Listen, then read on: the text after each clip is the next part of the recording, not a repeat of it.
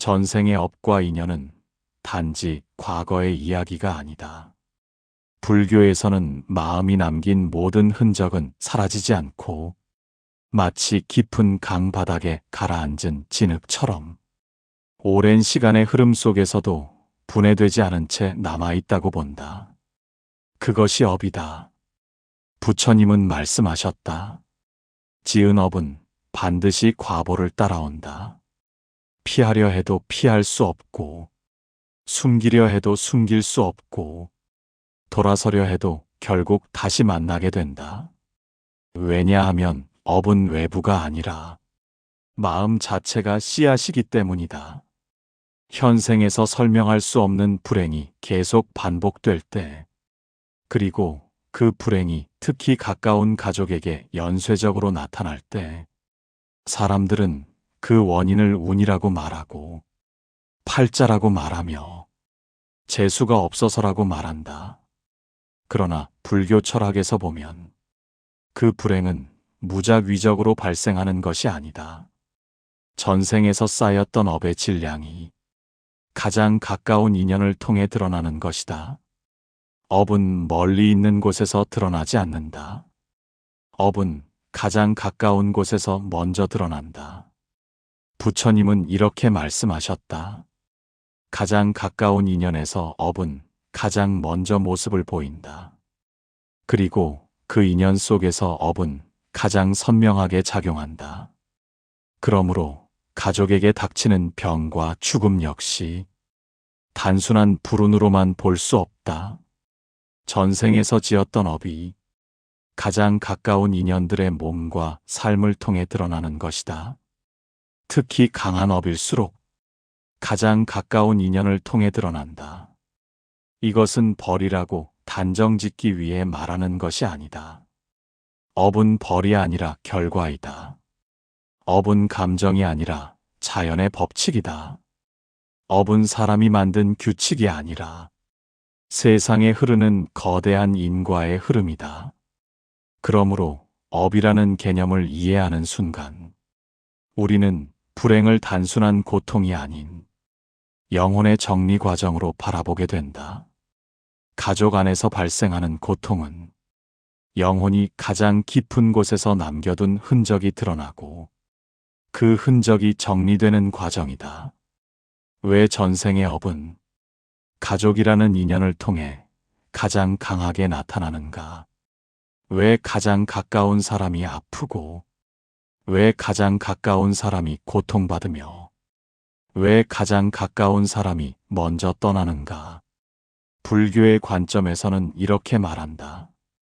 전생에서 가장 무거운 업을 함께 쌓은 사람들일수록 현생에서 가장 빠른 시간 안에 서로에게 결과를 보여주기 위해 다시 만난다.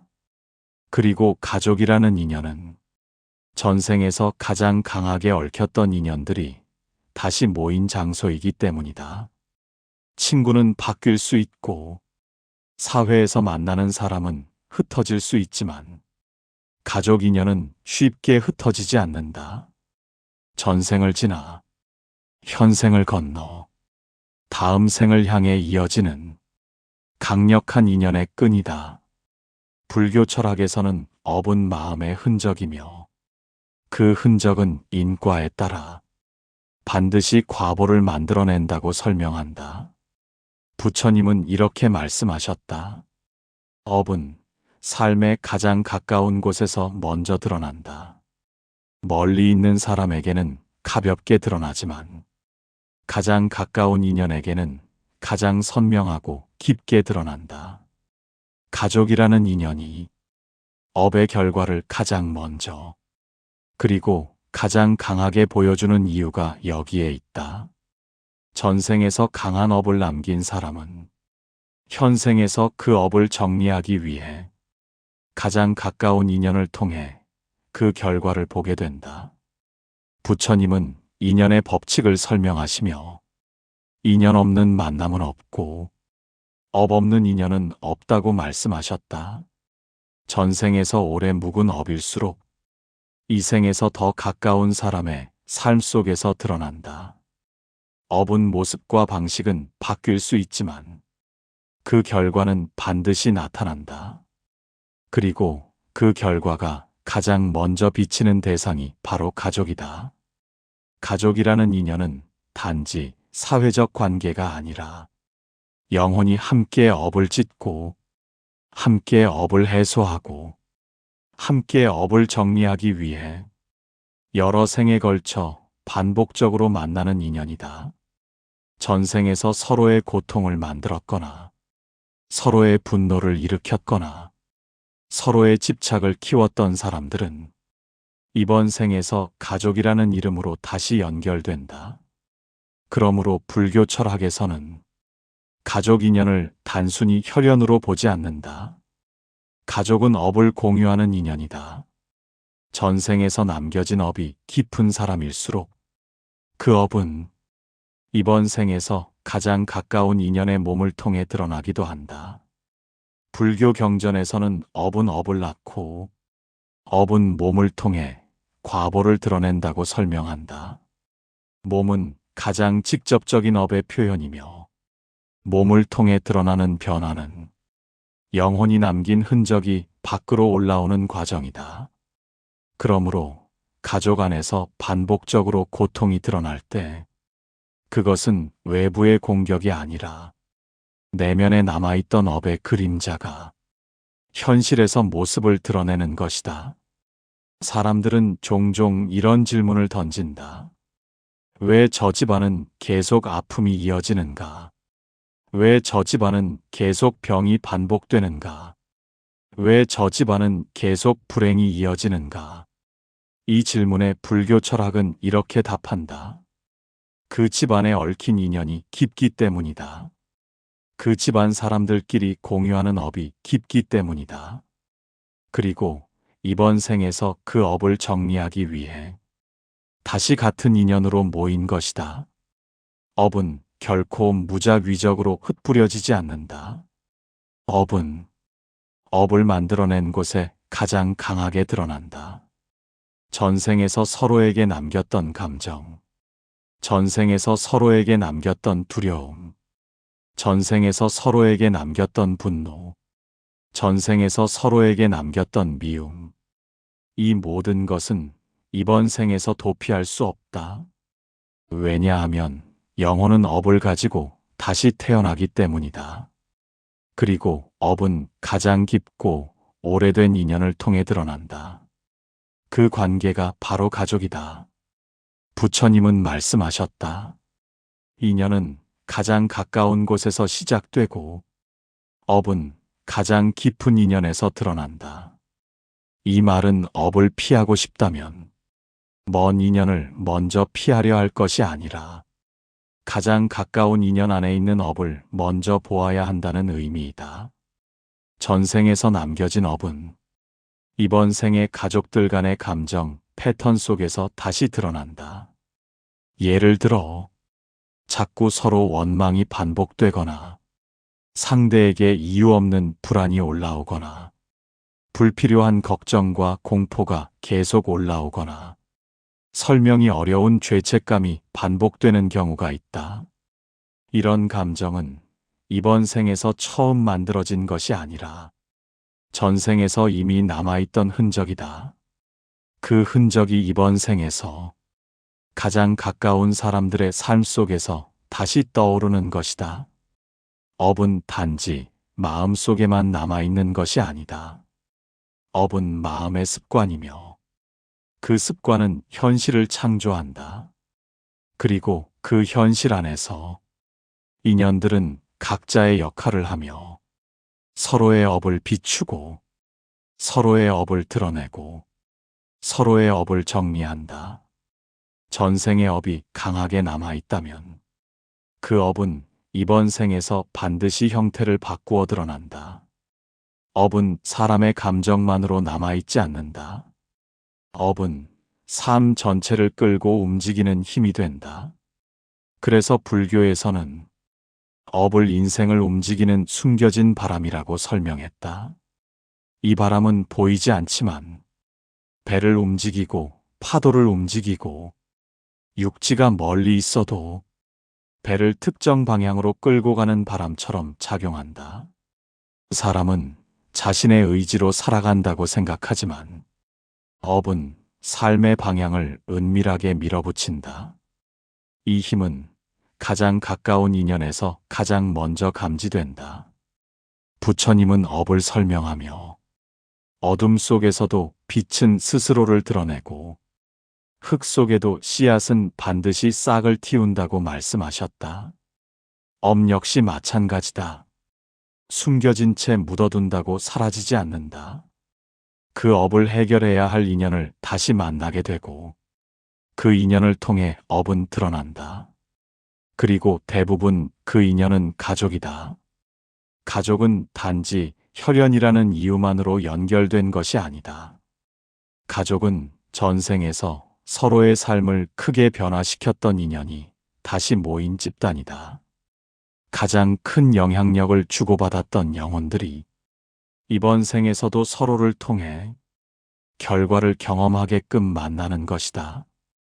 그래서 불교 철학에서는 가족은 전생에서 이어진 업을 가장 깊이 공유한 집단이라고 본다. 이것이 가족 안에서 고통이 반복되는 이유이다. 그 고통은 우연이 아니다.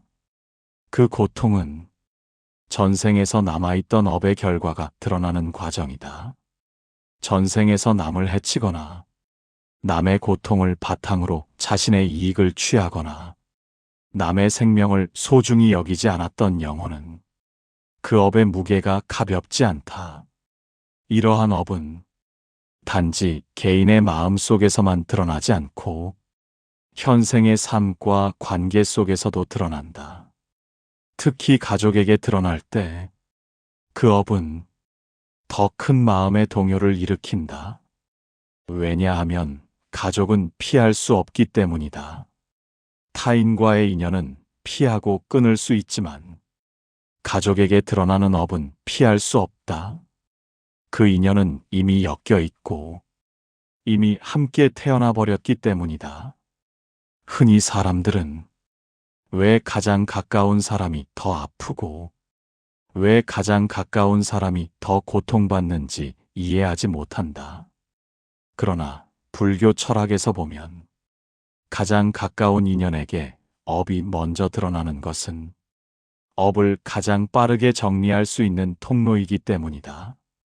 부처님은 이렇게 말씀하셨다. 업은 업을 통해 깨닫는다. 서로의 아픔을 통해 배움이 일어난다. 그 배움이 없었다면 그 인연은 다시 만날 이유가 없었을 것이다. 업이 가장 가까운 사람에게 먼저 드러나는 이유는 그 인연을 통해 업을 가장 빠르게 자각할 수 있기 때문이다.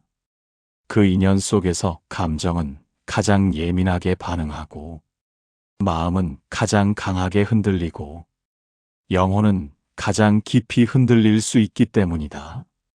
영혼이 가장 강하게 흔들리는 곳에서 업은 가장 빠르게 무너진다. 그러므로 전생의 업을 이번 생에서 정리하려면 먼 인연보다 가까운 인연에서 먼저 시작해야 한다. 가장 가까운 사람들에게서 보이는 고통, 가장 가까운 사람들에게서 반복되는 두려움, 가장 가까운 사람들에게서 끊임없이 드러나는 불안. 이 모든 것을 업의 관점에서 바라보는 것이 수행의 시작이다. 업을 정리하는 과정은 고통이 아니라 해방을 향한 길이다. 불교 철학은 업을 공포로 말하지 않는다. 업을 통해 영혼이 성숙해지는 길을 말한다. 가족이라는 인연 속에서 드러나는 고통은 벌이 아니라 깨달음을 위한 과정이며 과거에서 품지 못한 사랑을 이번 생에서 학습하기 위한 기회다. 불교 철학에서는 업을 마음의 잔여물이라고 말한다. 마음이 지었던 모든 생각과 행동과 감정은 한 생이 끝난다고 사라지지 않는다. 그것은 흔적이 되고 그 흔적은 힘이 되고 그 힘은 인연을 만들어낸다. 그리고 그 인연은 다음 생에서 다시 서로를 끌어당긴다. 부처님은 말씀하셨다. 업은 결코 소멸되지 않는다. 소멸되어 보이는 듯 할 뿐, 조건이 갖춰지면 반드시 모습을 드러낸다. 이 말이 가진 중요한 의미는 업이 드러나는 시점은 외부가 정하는 것이 아니라 인연이 맞춰졌을 때 드러난다는 것이다. 가족이라는 인연은 이미 전생에서 인연이 맞춰진 영혼들이 다시 모인 집단이다. 그렇기 때문에 업은 가족 안에서 먼저 드러난다. 멀리 있는 사람과의 관계에서는 표면적인 감정만 드러날 수 있지만 가족이라는 관계 안에서는 영혼 깊이 남아있는 업의 원형이 그대로 올라온다. 전생에서 남에게 고통을 주었던 자는 이번 생에서 그 고통을 자신이 만든 인연을 통해 경험하게 된다. 전생에서 남을 힘들게 했던 감정은 이번 생에서 가장 가까운 사람이 힘들어지는 모습을 통해 자신의 마음 안에서 다시 자각을 불러일으킨다. 업은 이렇게 마음과 마음을 통해 전해지는 것이다. 이 과정은 벌이 아니라 배움이다. 불교 철학에서 업은 복수나 심판의 개념이 아니라 영혼의 성장을 위한 필연적 과정이다. 내가 마음을 가볍게 만들지 않는 한 그 업은 다른 육신을 통해서라도 계속 드러난다. 가까운 사람을 통해 드러나는 경우가 많은 이유가 여기에 있다. 어떤 업은 매우 깊다. 심지어 그 업이 너무 깊어서 이번 생에서 한 사람의 몸으로만 경험되는 것이 아니라 서로 얽힌 가족 구성원들의 몸과 감정 속에서 조각조각 나누어 드러나는 경우도 있다. 이는 전생에서 함께 만들었던 업의 무게가 컸다는 증거이다. 부처님은 말씀하셨다.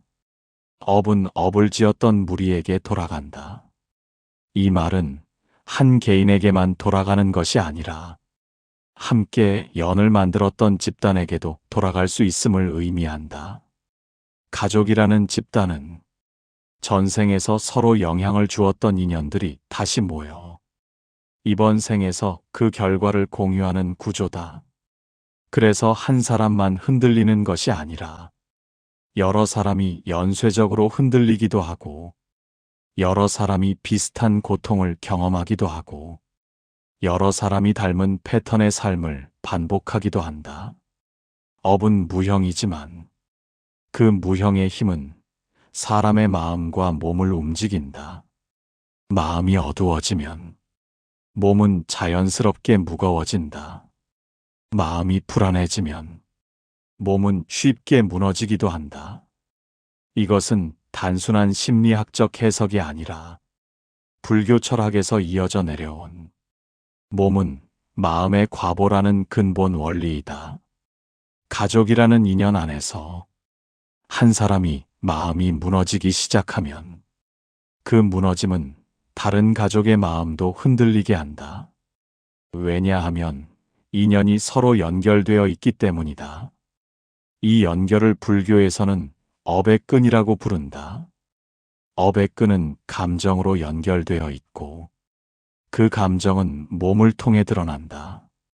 그래서 어떤 가정은 이유를 설명하기 어려울 정도로 비슷한 부류의 고통이 세대를 넘어 이어지기도 한다.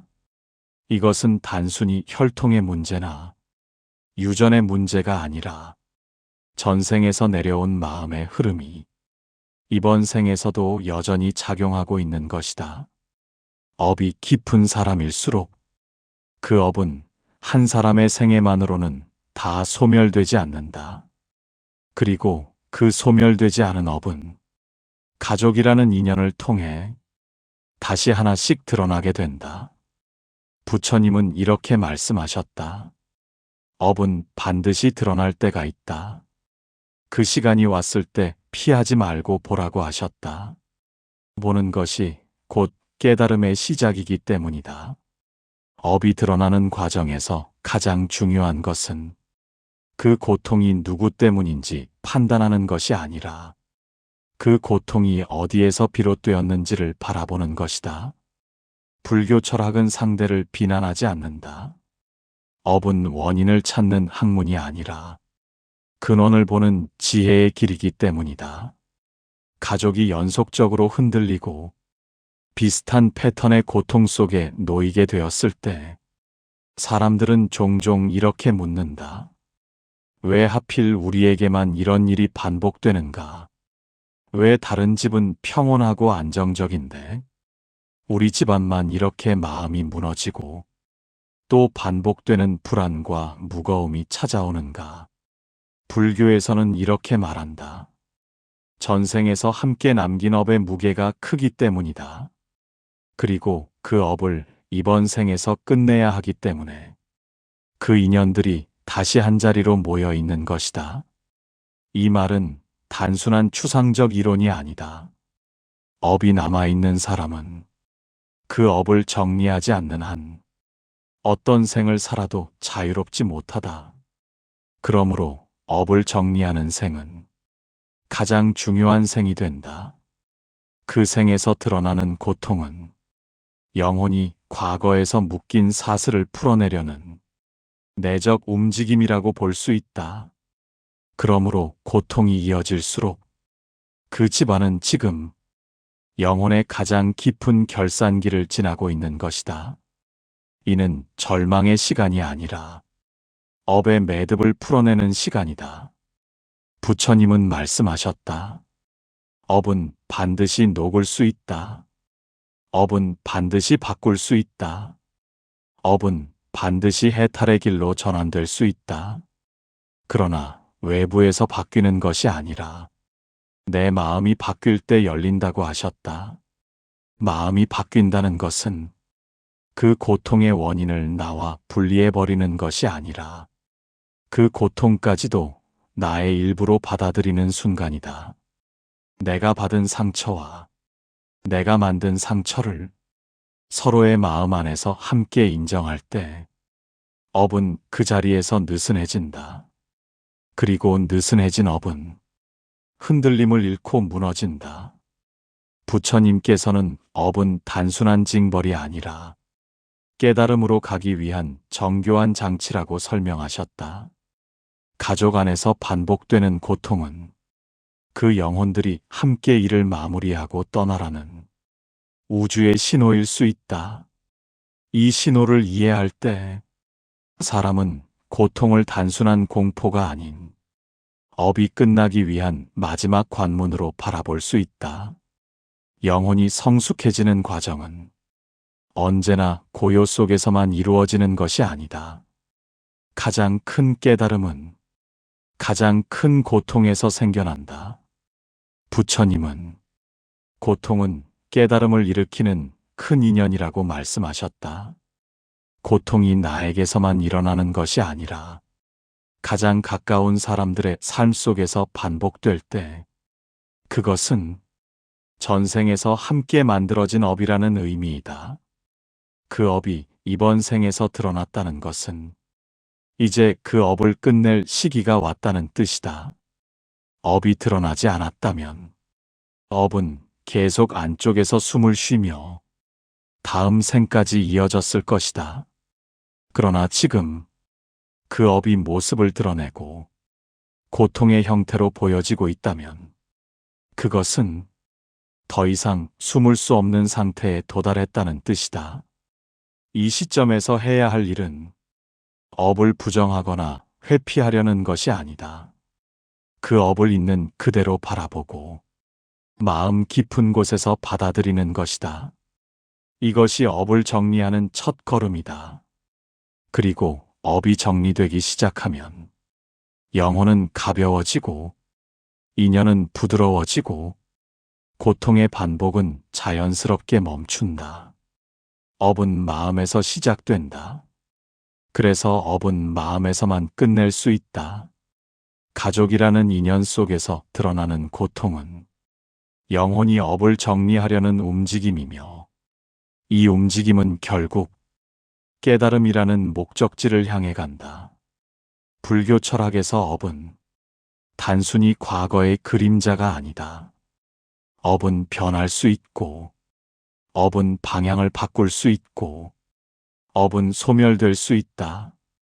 이것은 부처님이 반복하여 강조한 진리이다.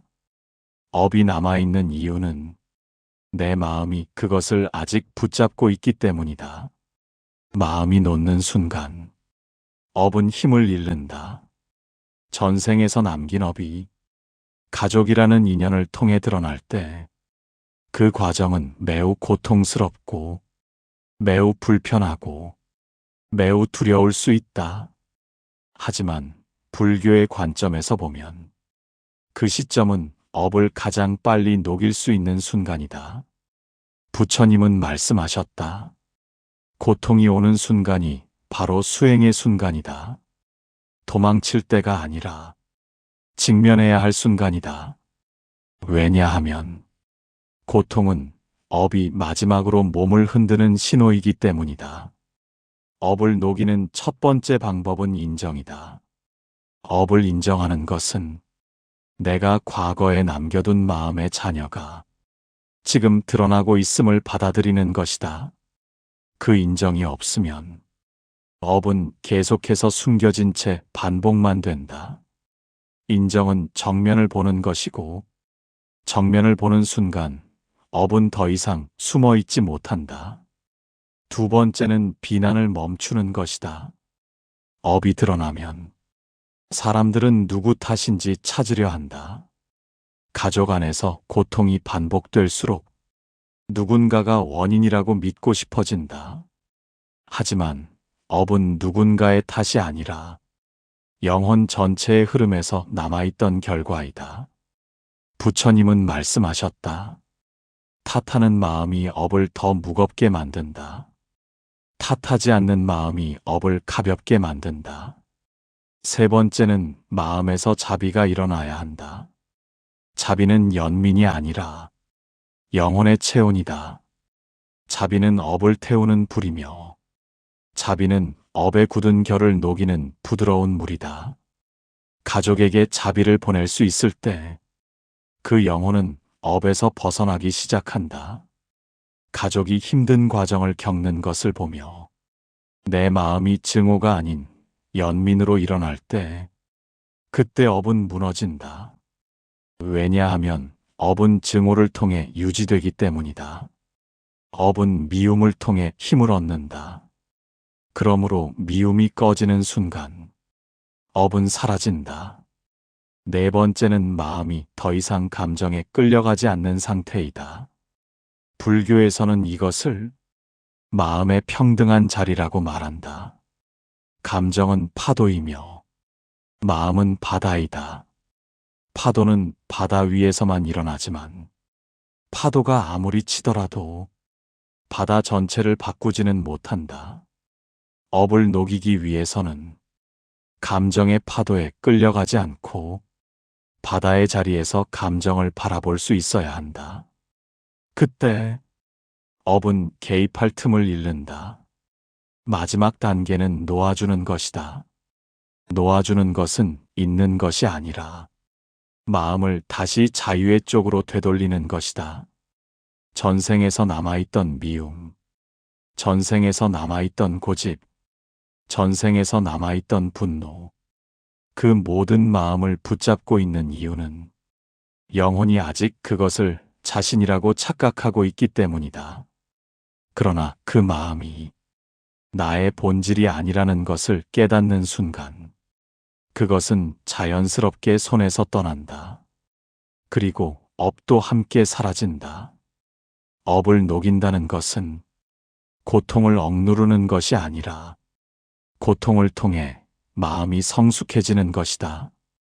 이 생에서 업을 녹인 영혼은 다음 생에서 더 가벼운 인연을 만나고 더 가벼운 마음으로 태어나며 더 깊은 평안 속에서 살아가게 된다. 그러므로 업은 공포가 아니라 영혼을 다듬는 정제 과정이다. 불교 철학에서는 업을 제거하려는 태도보다 업을 관찰하는 태도를 먼저 세우라고 말한다. 업이 드러날 때 그것을 막으려 하면 업은 더 깊은 그림자로 숨어버린다. 그러나 업이 드러난 순간을 영혼의 오래된 매듭이 올라온 순간으로 바라보면 그 순간 마음 안에서 변화가 시작된다. 가족 안에서 반복된 고통이 느껴질 때 우리는 그것을 재앙이나 운명의 장난으로 받아들이지 않고 부처님이 설하신 업의 법칙이 지금 현실 안에서 모습을 드러내고 있음을 자각해야 한다. 이 자각이 생기는 순간 영혼은 이미 이전보다 성숙해져 있다. 왜냐하면 마음의 시선이 고통 그 자체가 아니라 그 고통의 뿌리를 보는 쪽으로 바뀌었기 때문이다. 업은 사라지지 않고 남아있다가 조건이 갖춰지면 드러난다고 부처님은 말씀하셨다. 그 조건이 가장 잘 성립되는 곳이 가족이라는 울타리다.